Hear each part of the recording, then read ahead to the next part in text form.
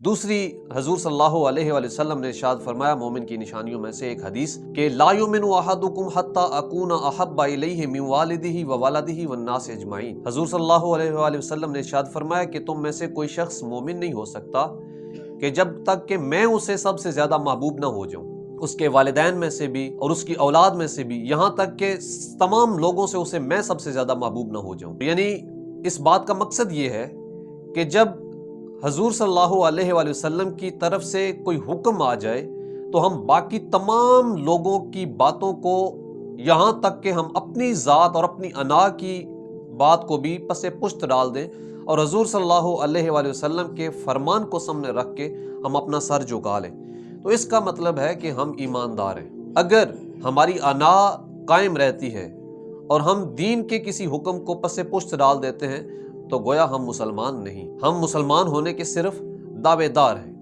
گویا ہم نے ان انگریزوں، ان یہودیوں، پرانے یہودیوں یا عیسائیوں کی طرح ہم نے دین کو اپنی مرضی کے مطابق ڈھال لیا اور اپنی مرضی کے مطابق ہم نے اپنے فیصلے کرنے شروع کر دیے۔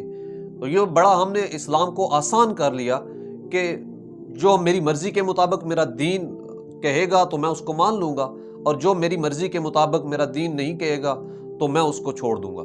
تو گویا یہ کوئی اللہ کی فرما برداری یا حضور صلی اللہ علیہ وآلہ وسلم کی فرما برداری حقیقت میں نہیں ہے، یہ صرف زبانی کلامی دعویٰ ہے۔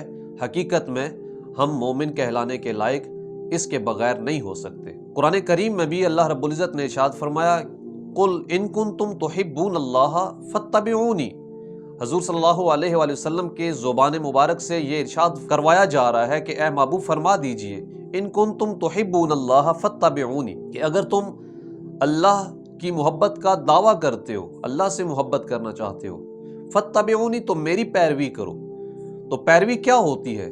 پیروی یہی ہوتی ہے کہ جو بھی حکم ہے، جس بھی طرح کا حکم ہے، اس پہ من و عن سر تسلیم خم کر لیا جائے۔ یہ ہر بات ہرگز پیروی کے زمرے میں نہیں آتی کہ جو بات میری پسند کی ہے وہ مان لوں اور جو بات میری پسند کی نہیں ہے اسے میں چھوڑ دوں۔